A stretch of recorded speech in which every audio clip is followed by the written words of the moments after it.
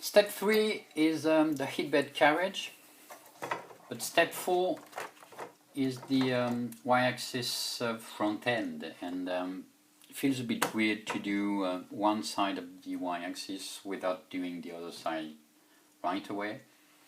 So I'm gonna do step 4 and we'll go back to step 3 afterwards. For the step 4 we need the B2 bag, a set of these, and a bit of luck.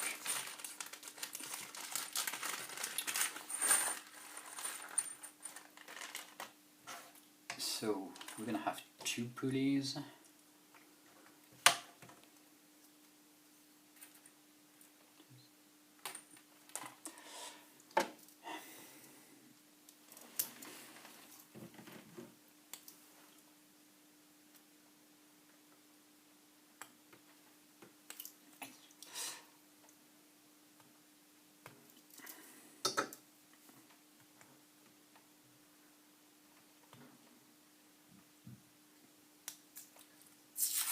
I don't know how they cut the acrylic parts. It doesn't look like it's laser cut. There's no trace of burnt material around the edge.